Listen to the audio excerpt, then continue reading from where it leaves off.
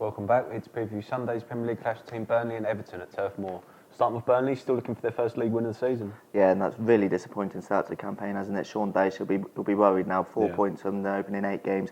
That's poor, and with no victories as well. The last team still looking for their first win of the season after Newcastle's win over Leicester, and no one wants to be that team, do they? No.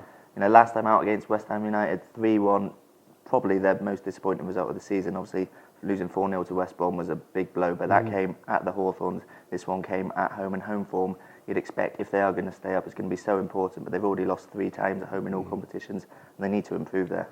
You mentioned 4 points. I mean, it's also been 4 goals as well. They've scored. I mean, keeping clean sheets is obviously important, and they've been okay at doing that, but scoring goals in the Premier League is so important at every level of football. You have to score goals. You're not going to win games because you're not going to keep clean sheets every game. You know, the top teams don't do that.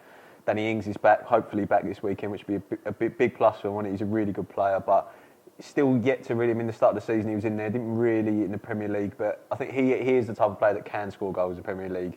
You know, with respect to the players they have up there at the moment, people like Sordell and, you know, Jukovic, people like that, they're not top Premier League players. They're not going to score the goals, but coming to this game, I mean, against an Everton team as well, Burnley, an Everton team that have picked up a good win last time out against Villa. Yeah, that was exactly what they needed. A good, solid win at home, 3-0, comfortable. It's their first win, only the second win of the season, first win in 6 in all competitions. So they weren't in good form going into that. They needed a good win. They probably don't have the points that their performances merit, to be fair. So far, they were hovering just above the relegation zone before that victory. Yeah. And that will give them a lot of confidence now, because they've been playing okay in some games without getting the results, but to get the result to match the performance was so important. I mean, you mentioned about the win being important. Obviously, it was. I think it was important Lukaku got his goal as well, didn't he? He's been criticised this season, hasn't he? There's, you know, the last 2 loan spells he had at West Brom and then Everton, he was so good, wasn't he? And people were saying, why's Mourinho let him go?